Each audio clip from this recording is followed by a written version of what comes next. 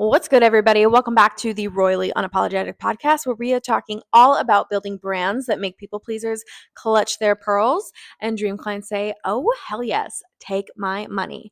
Let's get into it. All right, y'all. Today, I'm going to be sharing an uncomfortable action I took recently with my business that is helping me to better exercise my leadership, my authority, my authenticity, and it's something that you can also implement. Let's get into the tea. All right, y'all. I blocked my entire family. And as soon as I find my boyfriend's family on Instagram, I'm going to block them too. And I promise this is not because I hate them. It's actually because they are literally the most important people in my life. And I care very, very much about their opinions. And because I care so much about their opinions, I literally cannot have them watching me. And I want to touch on a couple things with this today because I talk about radical authenticity all the time. My entire brand is built on radical authenticity. So when I say that I had to block my entire family in order to be myself, I feel like some people, somebody out there is going to think that I'm not being in integrity with that part of my brand. And that's the first thing that I want to say is that choosing radical authenticity means that I can care about my family and how they feel about me and their relationship with me, but not let that get in the way of my business, how I want to run it, how I want to express myself as a human. And I will come back to this later, but that's the first thing I want to say. The second thing I want to say is kind of in the same vein, but choosing radical authenticity is not about making one decision and then going balls to the wall on that one decision and saying fuck you to everybody else, saying that to your family and letting it ruin your relationships if they don't agree with one thing or even a handful of things about you or the way that you run your business. It is a progression of choices over time, and you will get more and more comfortable in the choices you choose to make and how you stand up for yourself and the way that you express yourself as well. I personally started my radical authenticity journey with makeup. I'm not wearing it today, but I love bright pink or bright orange under the eye, over the eye, give me a wing. I love bright ass makeup. You're not going to see this or hear this in the episode, but I literally just had a meltdown because I couldn't say that sentence like 5 times in a row. That was ridiculous. Anyway, some people think that, see, I fucked it up again. Some people think it looks atrocious. And that's okay. They don't need to like my face. They don't need to like my makeup. They're not wearing it. And if somebody doesn't find me professional because of what I put on my face, that's okay. The people who are aligned to me will realize that my face, what I choose to use for my makeup, how I choose to express myself through that, because it's an art form, we love it, they are going to realize that that has absolutely no effect on my ability to perform something for their business. It has no effect on how good I am at designing websites. It has no effect on how great I am at scaling businesses. The people who are aligned to me are going to recognize that and they're going to love me for it. And for me, that one choice has grown into many other choices over time, from how I act to how I present myself to my methods in my work to my rates that I charge, you name it, it has been impacted by radical authenticity. But that radical authenticity is a constant evolution and it's a constant growth in your level of expression and confidence. And what I noticed with myself is that I was starting to hesitate with what I would post. I even contemplated taking down a post or two because I was worried about what my family would think, even though those posts ended up performing really, really well. When I first posted them, my stomach was literally in knots. I was so uncomfortable. I knew that it was going to perform well because I knew that it would make people laugh. I knew that it was going to resonate with my audience. I'm a marketer. I know my people. I know what they resonate with. But I also knew that my family would not find it funny.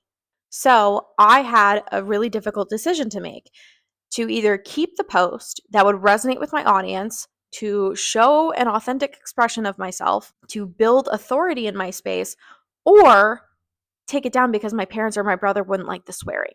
So I blocked them. And in doing so, I ended up freeing myself to be able to use the humor that I want to use, to be able to resonate with my audience, to be able to speak to my audience like I speak to my friends, and to connect with them in a way that feels really good and natural to me.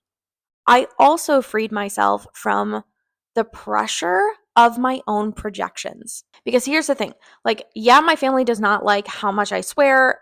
But in reality, would they actually be that mad, that upset with me for making a post, making fun of corporate America and a lack of professionalism when that's literally what I stand for in my business? And it's something that we've had multiple conversations about. Would they be angry? More than likely not. But in my own insecurity, in my abandonment wounds, my own issues that I got to work through, those were showing up as projections that I was then making on my family because of my own fear, because of my own problems. They have not given me proof that I need to be afraid of that, but I am. So I removed the problem. And in blocking them, I removed the pressure that I was putting on myself through my own projections that I was projecting onto them.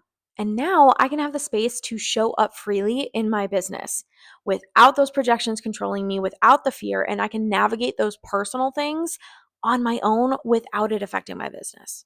Because here's the truth, I care more about my success than my discomfort. As soon as I saw a block to my success, I removed it.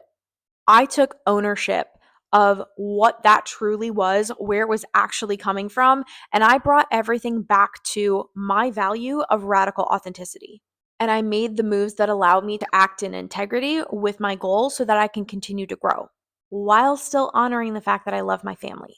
I love my boyfriend's family, and I've got some things to work on. And so, what I really want this episode to be for you today is a reminder that one, you can have duality in your authenticity.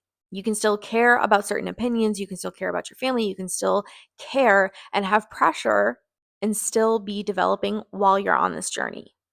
It is a journey, it is an evolution, it is not a single decision. And two, growth requires discomfort. And you need to make decisions in your business and in your life based on your value system and what is authentic to you, not just what's comfortable. So, this is your reminder that you can love your family and still block them. It's your reminder that radical authenticity is not a single decision. You are constantly going to grow and evolve.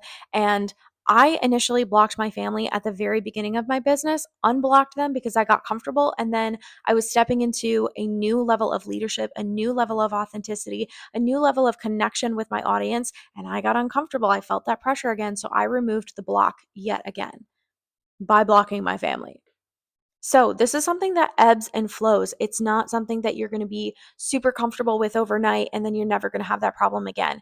As you grow, you will meet different levels of resistance, different types of resistance. You just have to move in integrity with the things that you value so that you can achieve your goals in alignment with your own values and still prioritize the ones that you love, the relationship that you have with yourself, and still maintaining authenticity. So, if you enjoyed this episode, please rate and review the show. If you have any comments, suggestions, questions, shoot me a DM over on Instagram. And if you know somebody that needs to hear this today, shoot it over to a business bestie, share it with your friends. I absolutely love when you guys share this. I love when you talk to me about it. And I just love hearing from you. I truly do. And if there's anything that you want me to talk about in this podcast, shoot me a message. I am all ears. This is for you, and I want you to get the absolute most out of it that you possibly can. So, with that, thank you for listening, and I will see you guys in the next one.